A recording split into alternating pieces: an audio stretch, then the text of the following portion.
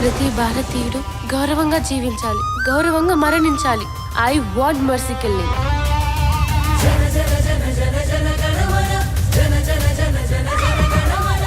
అనాథులంటే దొంగలు కారు. వేడుక అనేది మా గుండెల వెలితిని తీర్చేలా ఉండాలి, కానీ భారంతో అవే గుండెలు బరువెక్కేలా ఉండకూడదు సార్. రే మామ, ఎవర్రా గోల్డ్ ఫిష్? ఇలాంటి ఓడికి చేప తినాలని ఆశ కలగాలి గాని దాంతో వ్యాపారం చేయాలని ఆలోచన రాకూడదు. మా బతుకులు కడ్డొస్తే బసవరాజు ఏంటి ఆడు బాబు నేను ఎదిరిస్తాం. ఏం మాట్లాడుతున్నారా?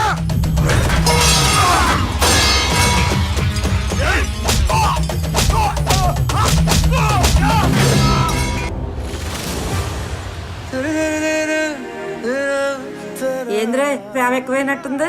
నాకు దాని మీద ఉన్న ప్రేమ ఆ చదువు కంటే చాలా గొప్పదిలే.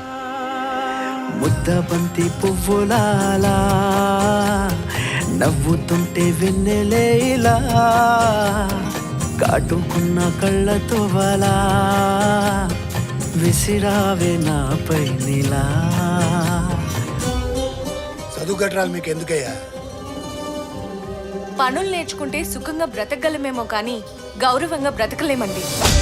సీత కన్నీళ్లు లంకా దహనానికి కారణమయ్యాయి. ద్రౌపది దుఃఖం కురుక్షేత్రానికి దారితీసింది. మీలాంటి అనామకుల చావు బతుకులు మా నిర్ణయాల మీదే ఆధారపడి ఉంటాయి. వీలైతే అన్ని మతాలు తమ మత గ్రంథాలుగా మన భారత రాజ్యాంగాన్ని బోధించండి. భవిష్యత్ తరాలకి ఉపయోగకరంగా ఉంటుంది.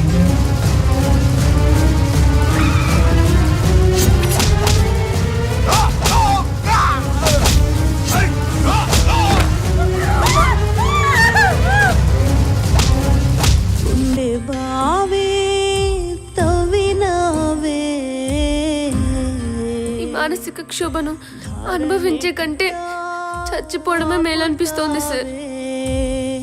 నీకు ఆ రైట్స్ లేవు. ఈసారి మిమ్మల్ని కూడా చంపేస్తా.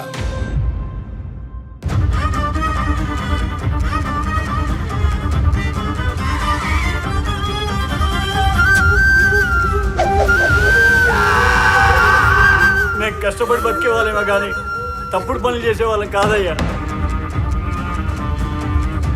ఇంకేదైనా దాన్ని కాల్చి తింటారా? చంపితేనే పరువు ఉంటుందంటే ఏవైనా చేస్తాను.